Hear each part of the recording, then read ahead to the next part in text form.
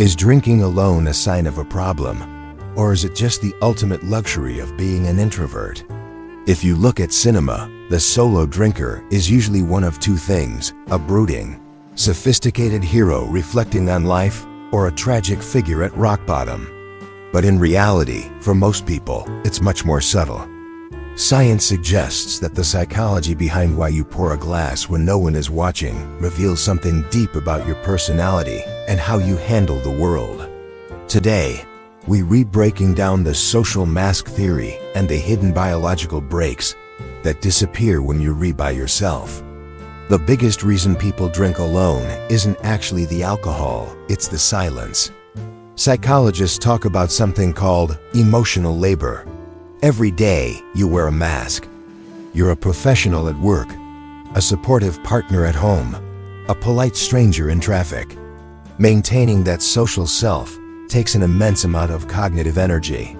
When you drink alone, you aren't trying to start a party. You're trying to perform a system override. Alcohol suppresses the prefrontal cortex, the part of your brain responsible for social monitoring. By numbing that area, you finally feel like you can shed the expectations of others. You aren't drinking to be someone else. You're drinking to finally be anonymous to yourself. Now we have to look at the intent gap. Psychology divides solitary drinking into two categories: enhancement and coping. Enhancement is when the drink is an accessory.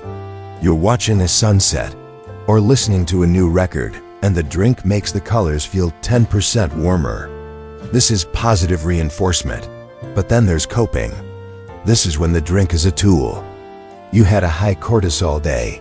Your brain won't stop looping over a mistake you made, and you drink to turn the volume down. This is negative reinforcement. The danger here is a psychological concept called avoidant coping.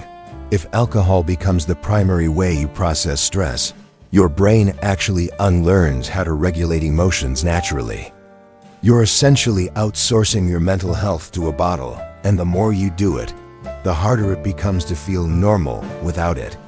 Here is the part most people miss: the social break. When you drink with friends, there are invisible guardrails. You pace yourself based on the group. You stop when the bar closes or when a friend says, "Maybe we should grab some food." When you're alone, those guardrails vanish.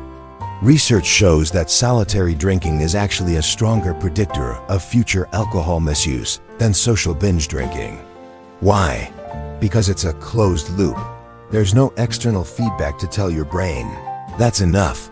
It's just you and your dopamine receptors, and they are notoriously bad at knowing when to quit. So is it a red flag? It depends on the why. If your solo drink is a boundary, a way to mark the end of a long day and enjoy your own company, it is a ritual of autonomy. But if you find that you can't stand the sound of your own thoughts without it, that drink isn't a reward. It's a distraction. Next time you pour a glass alone, ask yourself, am I celebrating this moment, or am I trying to escape it? The answer might tell you everything you need to know. For more psychological facts, subscribe to Muted Brain.